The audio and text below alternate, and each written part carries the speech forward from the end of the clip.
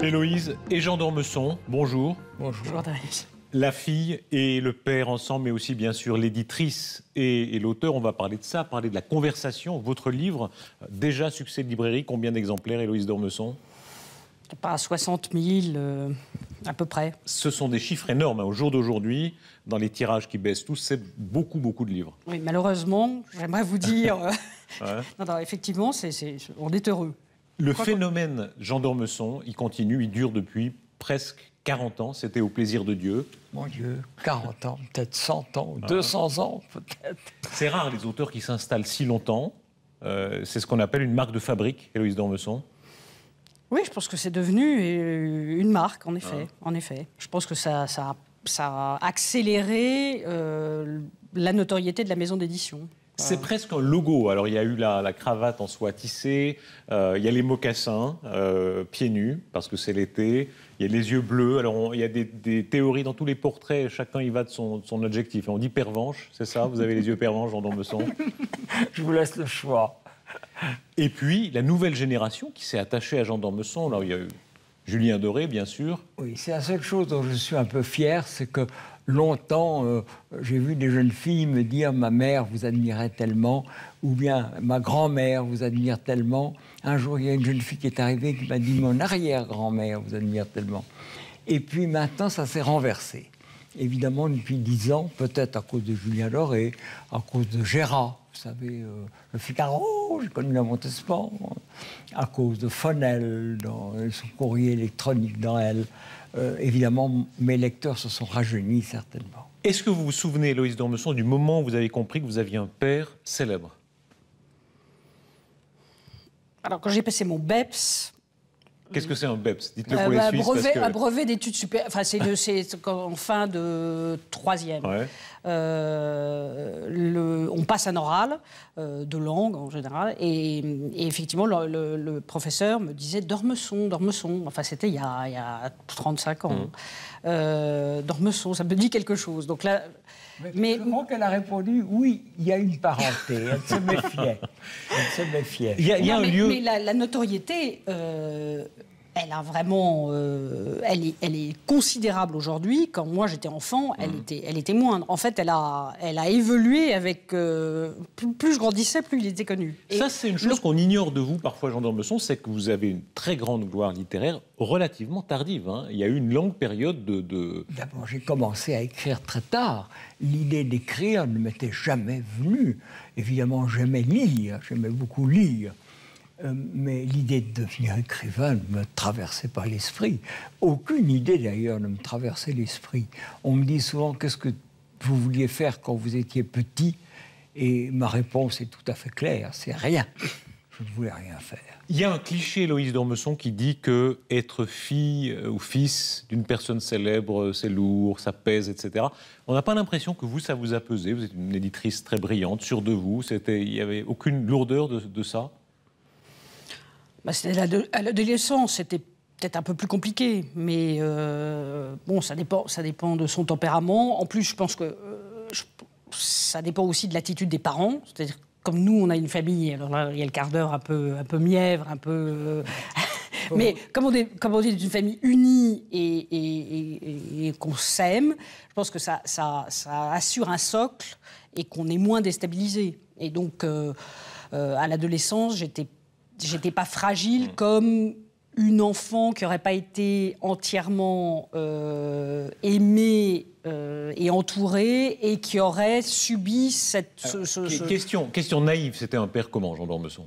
En trois adjectifs, qu'est-ce que vous diriez? Un père adorable et la personne publique n'est pas très loin de la personne privée. Il est amusant, brillant et tendre comme... On découvre à travers vous des aspects de Jean d'Ormesson qui ne sont pas toujours connus du grand public. D'abord, vous avez souvent traîné une image de grand bourgeois. On découvre, grâce au lien, un côté très libre chez vous, n'aimant pas beaucoup les contraintes. Avoir un enfant, ce n'était pas si facile de premier abord. Je vais vous dire la vérité. D'abord, c'est presque lassant, c'est presque dégoûtant. Les bons sentiments coulent à flot dans la famille.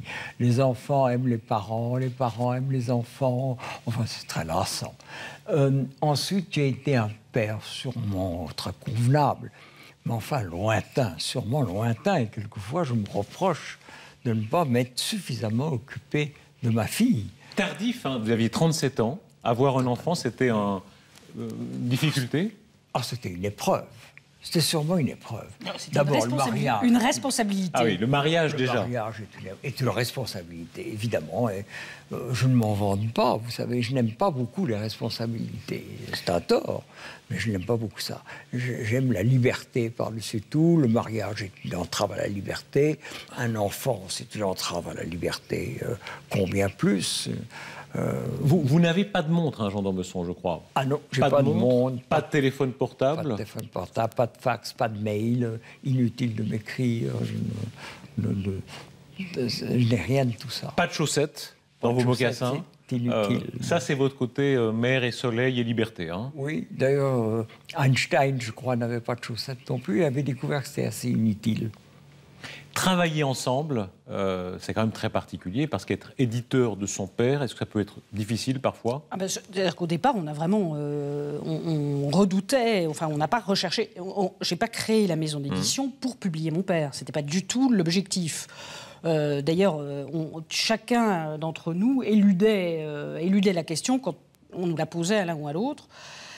Et en effet, on redoutait... Enfin, on a mis 2 ans, 3 ans. Oui. 3 ans, parce que... Je ne me suis pas occupé du tout de la carrière de ma fille, peut-être même exagérément. Je dois vous dire que dans la famille, on n'aime pas beaucoup les passe-droits, les privilèges. Les recommandations. Vous dites, je ne donne pas volontiers de recommandations. Je déteste les recommandations. Je n'ai jamais, je crois, de ma vie demandé une recommandation et je n'aime pas beaucoup recommander. Il y a des concours, il y a des examens. La recommandation me paraît déjà le début de la corruption. Est-ce que vous osez corriger votre père, Héloïse d'Ormesson? Non. Ah, vous n'osez pas ça? Non, non. Pourtant, une éditrice le fait souvent, non? Oui, mais... Alors, le biais, la ruse, parce qu'en effet, il y avait ce frein, il y avait cette crainte que notre relation très harmonieuse soit mise en péril par ce travail et cette relation auteur-éditeur. Parce que quand tout se passe bien, c'est très harmonieux, la relation auteur-éditeur. Mais quand il y a le moindre problème, il y a des frictions. Vous n'osez jamais dire cette page, bof. Ah non, mais de toute façon, je n'ai pas pu... Enfin, la conversation est un inédit, mais jusqu'à la conversation, je n'avais pas publié d'inédit. Donc, il n'y avait pas vraiment... Et ça, effectivement, bon, peut-être qu'on le fera un jour, mais l'idée de travailler le texte de mon père, là, psychanalytiquement, ça me paraît... et puis, de toute façon, mon père déteste... il remet des textes... qui sont d'abord qui sont quasiment enfin je pense qu'il n'y a rien à retoucher et puis c'est pas ta manière, tu ne penses pas qu'un éditeur... C'est difficile comme auteur. On dit qu'avant vous étiez par exemple très dur en affaires, hein, en matière d'ayant droit, etc., en matière de... Je ne suis pas dur du tout, j'arrive et je dis nous ne discuterons pas un instant, vous allez me faire les conditions les meilleures que vous ayez jamais faites. Ça c'est extraordinaire. Et c'est toujours ce qui s'est passé. Question très naïve, qui commande entre vous? Oh, personne. Je déteste donner des ordres. Ma fille n'accepterait pas. Encore plus en recevoir. Et toi, tu n'aimes pas qu'on en recevoir. Et vraiment, on a des rapports très, très... Il faut dire que ma fille est un merveilleux éditeur. Elle ne l'a pas dit, mais les recueils d'articles qu'elle a publiés de moi, c'est elle qui les a choisis, c'est elle qui les a organisés. Et c'est un genre très difficile, la publication d'articles. Et ces livres ont été des grands succès, en grande partie, en majeure partie, à cause de ma fille, qui leur avait donné une structure et une allure merveilleuse. C'est un très bon éditeur. On parlera tout à l'heure de ce que vous éditez, y compris des auteurs suisses. Mais d'abord, donc, la conversation. Extraordinaire succès librairie, 60 000 exemplaires. On est à l'hiver 1803-1804, je crois. Bonaparte qui va devenir Napoléon, hein, c'est le grand tournant de son règne. Il y a une fascination Napoléon. On dit, dites-moi si je me trompe, que ça reste un des sujets qui fait le plus vendre. C'est très simple. Tullard, qui est le grand spécialiste des études napoléoniennes en France, m'a dit que depuis la mort de Napoléon, il paraît un livre sur Napoléon par jour dans le monde. Et on sent que vous aussi, vous avez été fasciné. Oui, j'ai été fasciné. J'ai été fasciné parce que nous savons tous que Bonaparte est premier consul, nous savons tous qu'il devient empereur. Comment lui vient cette idée extraordinaire et un peu folle de devenir empereur? C'est un général de gauche. Il est ami de Robespierre. Il n'y a pas de gauche et de droite à l'époque, mais c'est un conventionnel. C'est un révolutionnaire. Très populaire. Très populaire. Vous savez ce qui se passe? Les gens qui sont contre la Révolution se disent il va mettre fin à la Révolution. Et les gens qui sont pour la Révolution sont très inquiets parce que les choses vont si mal que le roi va revenir. Et c'est le seul qui peut empêcher le roi de revenir. Donc il a pour lui ceux qui sont contre la Révolution et ceux qui sont pour la Révolution. Vous avez une formule magnifique, vous dites, pour faire le bilan de Napoléon, un échec mais éblouissant. Hein. C'est une aventure extraordinaire. C'est vrai, c'est vrai. Je ne suis pas bonapartiste. Je crois que Napoléon laisse la France plus faible à Waterloo qu'elle l'a été quand il l'a prise. Mais c'est une aventure magnifique. Et en plus, la France sous le Directoire est dans un état lamentable qui rappelle un peu, en bien pire, notre situation d'aujourd'hui. La France est ruinée, le commerce ne marche pas, l'industrie ne marche pas, la sécurité n'existe plus. Bonaparte, en 2 ans, remet la France sur pied, il rend l'espérance aux gens. Il faut dire, Héloïse d'Ormesson, comment fonctionne le dialogue. Hein. Tous les mots, toutes les phrases sont de Napoléon, choisis par Jean d'Ormesson. Retrouvés, ce sont des propos ou prêtés à Napoléon, enfin à Bonaparte, ou rapportés, ou des journaux, ou la correspondance de Bonaparte. Où l'on découvre d'ailleurs que c'est un écrivain à l'origine, un très beau styliste. Non seulement évidemment, c'est un grand capitaine, l'héritier de César ou d'Alexandre le Grand, mais c'est un homme très intelligent qui a lu énormément, qui a une mémoire évidemment prodigieuse et qui, dans sa jeunesse, est très amusant en plus. Et ce sont les mots que j'ai retrouvés dans les journaux de l'époque, le journal de Madame de Boigne, de Madame de Rémusat, de Madame de la Tour du Pin, de Madame de Chastenay. Tout ça, c'est si amusant. Et on voit le brillant extraordinaire de ce jeune homme de 33 ans. Je dirais, il y a 2 choses que tu m'as rappelées. C'est qu'il était capable de le dicter. Il avait 4 secrétaires ou 5 secrétaires. 4 lettres à la fois. 4 lettres à la fois. Oui. Et il se souvenait de tout ce qu'il avait lu. Et il ne se déplaçait jamais sans des malles, des bibliothèques entières. Okay, oui. Très rapide, très brutal, très brillant. Il dormait quasiment pas. Oui. Il ne dormait quasiment pas. Il dormait 4 heures par nuit ou 5 heures par nuit. Il dormait 39 heures. Il est extraordinairement brillant. Et il est assez amusant quand il est jeune. Il est assez amusant. Il avait juré haine à la royauté. Et alors il explique, dans cette conversation, il explique à Cambacérès, j'ai juré haine à la royauté, mais je n'ai jamais rien dit de l'Empire. Évidemment, c'est un dialecticien extraordinaire. Face à lui, vous placez Cambacérès, qui est le 2e consul, je crois. Homosexuel, ça joue un certain rôle dans le dialogue. Il y a un pôle très masculin qui est Bonaparte, et l'autre plutôt féminin. Bonaparte s'en amuse même. Hein. Naturellement. J'ai naturellement pensé à Talleyrand. Et puis j'ai écarté Talleyrand parce que Talleyrand était partisan d'une monarchie, tandis que Cambacérès avait voté la mort du roi. Ça, c'est amusant. Il y a d'ailleurs un mot extraordinaire. Plus tard, c'est un mot, j'ai rassemblé les mots de toutes les époques. Plus tard, Napoléon dira à Cambacérès, dites donc, Cambacérès, vous avez voté la mort du roi. Et Cambacérès lui répond, sire, c'est le premier service que j'ai eu le bonheur de rendre à votre majesté. C'est pas tant comme réponse, n'est-ce pas? Cambacérès un peu amoureux, vous disiez, hein, Héloïse d'Ormesson, effectivement. Oui, on le sent très tendre, très indulgent et très... On le surnommait Tante Turlurette, ça vous le rappelez aussi. Il y a beaucoup de mots comme ça sur lui qui sont des très mots drôles. formidables. Il y avait le premier consul qui était Bonaparte, le second qui était Cambacérès, homosexuel, le troisième qui était Lebrun, qui n'était pas grand-chose, et Talleyrand les appelait hic, ec, hoc, c'est-à-dire lui, emphatique, n'est-ce pas, elle et ça. Il y a sur l'homosexualité dans votre œuvre, Jean d'Ormesson, des pages très très drôles où vous dites que vous venez d'un monde où vos vieilles tantes aristocrates n'en avaient même pas conscience. Elles ne pensaient même pas que ça puisse exister. Mais comment ils croient que c'est... Je crois que ma grand-père croyait qu'un pédéraste, c'était un coureur à pied. Oui, c'était des choses inimaginables. On mesure le temps parcouru entre l'époque que vous avez vécue et l'époque d'aujourd'hui. C'est un témoin d'un autre monde, votre père, Héloïse d'Ormesson? Non, je ne dirais pas. Non, je dirais plutôt que c'est quelqu'un qui fait revenir à notre époque, et de manière très moderne, 2 siècles. Très bien, très bien.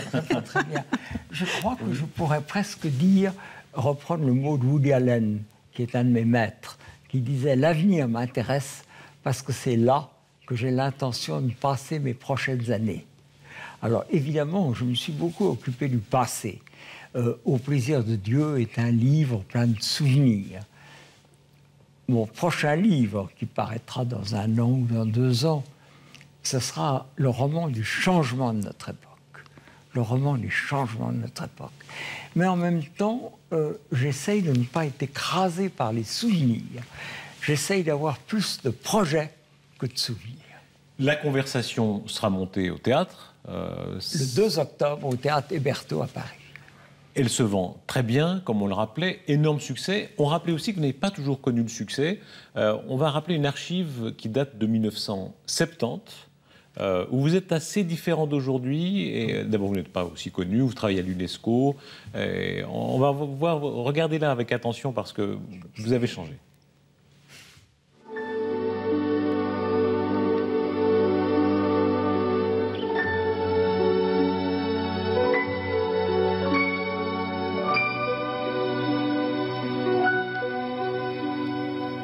Il y a un cardinal bourguignon qui est venu là et qui a écrit sur le mur en français, au XVe siècle je pense, au plaisir de Dieu.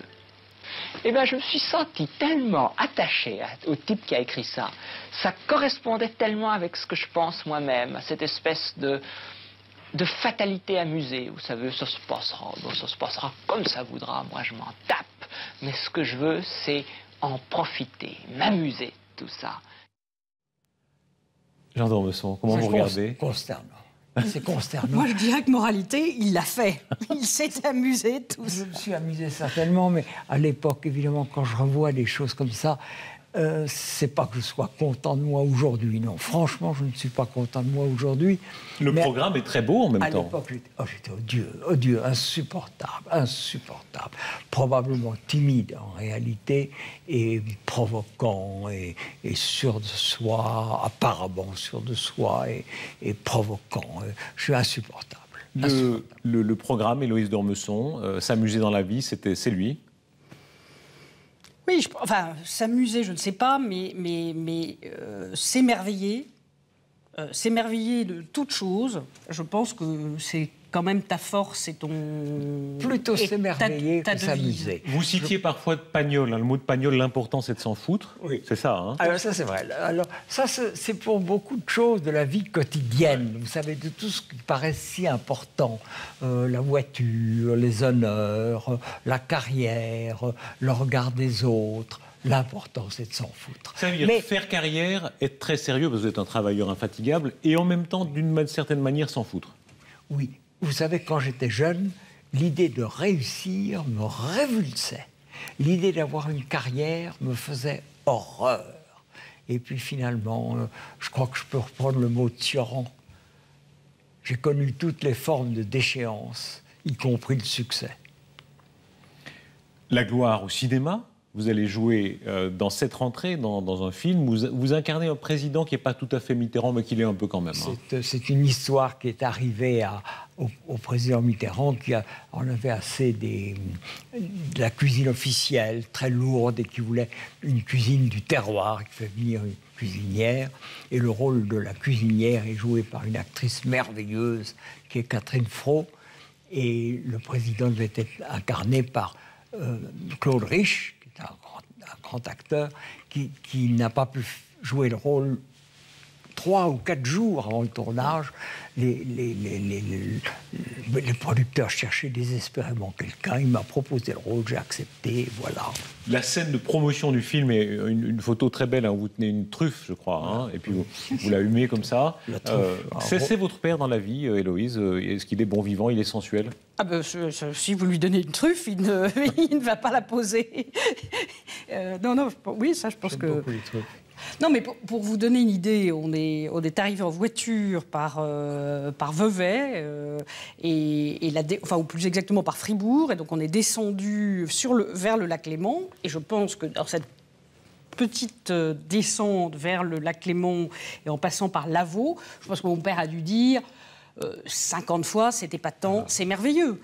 Parce qu'il y avait une éclaircie, parce que c'est vrai que ce paysage est inouï et glorieux. Épatant, c'est un mot que vous avez remis à la mode. Oui, il était complètement ringardisé, vous l'avez rétabli. Oui, j'ai rétabli le mot. Mais c'est vrai que j'aime beaucoup la Suisse. Dans un livre récent qui s'appelait « C'est une chose étrange afin que le monde », je fais parler Dieu, qui parle des Espagnols, qui sont les grands peintres, des Italiens, qui sont les génies, des Français qui sont légers. Et je dis, les Suisses, eux, ils sont heureux, ils élèvent des vaches et des comptes en banque. Et j'ai reçu beaucoup de lettres de protestation d'amis suisses et surtout de Français disant, alors, vous faites partie de ces gens qui attaquent la Suisse. Pas du tout. J'adore la Suisse, c'était un peu ironique. Vous avez des attaches en Suisse. Vous me rappeliez même que vous avez été conçu en Suisse. Ça, c'est extraordinaire. J'ai été conçu en Suisse et la mère, ma femme, la mère d'Héloïse, sa mère était suisse, était fribourgeoise. La Suisse, elle est présente dans vos éditions. Héloïse d'Ormesson, vous avez édité Carla Del Ponte, vous éditez un autre auteur maintenant qui est Marc-Michel Amadry. Oui, un premier roman d'un jeune garçon qui s'appelle Marc-Michel Amadry, qui a écrit deux zèbres sur la 30e rue, qui est un livre plein d'espoir et d'optimisme. Donc je pense qu'aujourd'hui, on en a bien besoin. Les Français vraiment amis de la Suisse ne sont pas si courants. Hein. Souvent, ils disent à nos amis suisses de façon un peu condescendante. Ce n'est pas votre cas. Vous avez vraiment une passion de la Suisse. Ce n'est vraiment pas mon cas. J'ai pour la Suisse beaucoup d'admiration. Et je crois que nous ferions bien en France de prendre exemple sur beaucoup de traits des Suisses. Héloïse d'Ormesson, quand on est fille d'un personnage aussi présent que Jean d'Ormesson, il n'y a pas de zone d'ombre, tout est heureux. Est-ce que vous êtes révolté quand même parfois? Non, politiquement, oui, quand j'étais jeune. Vous étiez plus à gauche? Oh, j'étais beaucoup plus à gauche, mais évidemment, maintenant, je suis... Maintenant, vous êtes plus à droite. Il se plaît à dire que je suis plus à droite. Je lui conseille de ne pas me dépasser sur ma droite. Donc, je pense qu'effectivement, je me suis affirmée par une certaine opposition politique étant plus jeune. Mais non, je pense qu'aujourd'hui, je vous dis, enfin pas triste à dire du tout, mais on s'entend bien. Et non, il n'y a pas de zone d'ombre. Je vais vous dire d'un mot ce que je pense. Je pense que quand on passe de la politique à la littérature, on se rend compte immédiatement qu'on monte de plusieurs étages. Que la littérature est tellement plus haute et plus près des choses essentielles que la politique, qui est évidemment accidentelle, occasionnelle, pleine de contingences, pleine de contradictions. Et est-ce que c'est un père câlin, tendre? Il y a des souvenirs et des mémoires terribles dans certaines familles bourgeoises. Les De Gaulle qui disaient qu'ils s'embrassaient, je crois, seulement à Noël ou à certaines fêtes. On passe son temps à s'embrasser. Non, je crains, Darius, qu'on ne puisse pas confesser de grosses difficultés. Non, ce n'est pas une atmosphère, même pas une atmosphère mauriacienne. Jean d'Ormesson, vous avez fêté vos 87 ans, hélas. Comme ça, juste là avant l'été. Qu'est-ce qu'on a encore envie de faire quand on a 87 ans? Écrire des livres. J'espère encore écrire 1 ou 2 livres, si possible, qui ne soient pas trop médiocres. La curiosité chez vous est intacte, hein. Il n'y a aucune trace de désabusement. Vous savez, je me rappelle très bien que quand j'étais jeune, j'avais une vive antipathie pour des hommes de mon âge, en général des académiciens, qui pontifiaient et qui donnaient des conseils aux jeunes gens. Et je me suis juré que je ne serais pas comme ça. Et en effet, j'essaye de ne pas donner des conseils aux jeunes gens et de ne pas faire croire que les vieillards ont l'expérience, rien du tout. Ils aimeraient beaucoup mieux avoir 20 ans que d'en avoir 80. Vous en donnez quelques-uns pourtant, par exemple, de lire les grands auteurs, hein. Vous dites qu'il ne faut pas perdre trop de temps avec les petits. Oui, absolument. Je crois qu'on perd beaucoup de temps à lire des choses inutiles. J'essaye de lire ce qui paraît quand je n'écris pas. Quand j'écris, je lis très peu de choses contemporaines parce que ou bien c'est excellent et ça me décourage, ou bien c'est nul et ça me fait perdre mon temps. Tandis que si vous lisez Montaigne ou si vous lisez Shakespeare... Alors, conseil de gens d'édition, avant de mentionner dans les cinq doigts de la main, l'un et l'autre, Héloïse d'Ormesson, c'est votre métier, hein, c'est votre boutique vraiment. Les cinq auteurs qu'il faut lire là maintenant, ces prochaines semaines. Aujourd'hui, des contemporains. Peu importe, contemporains, anciens, ceux qu'il faut absolument lire. Votre fille qui passe le bachot, qu'est-ce que vous lui conseillez ? Alors, pour le bachot, c'était tout à fait autre chose. Parce que le bac de français, c'était l'année dernière. Alors, dites-en chacun, à Jean d'Ormesson, par quoi il faut commencer ? Alors, lire absolument. C'est très simple. Moi, je vais vous répondre très vite. Homère, c'est vrai. Homère. L'Iliade et l'Odyssée, c'est formidablement amusant. Moi, je dirais une pièce de Shakespeare, parce que... Shakespeare. Les Mille et une nuits. Les Mille et une nuits, rien n'est plus amusant que les Mille et une nuits. Les Mémoires d'Outre-Tombe de Chateaubriand. Je dirais peut-être essayer de vous jeter dans Proust. Au début, c'est un peu rude, mais on voit très vite que c'est très, très amusant et très brillant. Et puis, je dirais Aragon, que j'ai tant admiré, tant aimé. Il y a quelques vers d'Aragon, vous citez très, très souvent, hein, sur le couple qui se renouvelle en fonction des saisons. Vous vous les souvenez ? Ô mon jardin d'eau fraîche et d'ombre, ma danse d'être, mon cœur sombre, mon ciel les étoiles sans nombre, ma barque au loin, douce à ramer. Ça, c'est quelque chose quand même. Merci Jean d'Ormesson. Puis un livre de Jean d'Ormesson aussi, le meilleur, c'est quoi, Héloïse d'Ormesson ? C'est difficile à dire, parce qu'il y a je dirais que La gloire de l'Empire, ça a été quand même le premier livre extraordinaire. Je pense que l'avant-dernier, c'est une chose étrange à la fin que le monde. Et bon, je pense que s'il faut lire un récent, c'est probablement celui qui est le plus global, qui reprend toutes tes thèses et tous tes sujets fétiches, le temps. Où allons-nous Peut-être au plaisir de Dieu, quand même. Aussi, parce que c'est les trois... Je dirais que c'est les trois ponts. Voilà. Merci Héloïse et Jean d'Ormesson. Et puis bien sûr, La Conversation aux éditions Héloïse d'Ormesson. Merci beaucoup à l'un et à l'autre. Merci. Merci.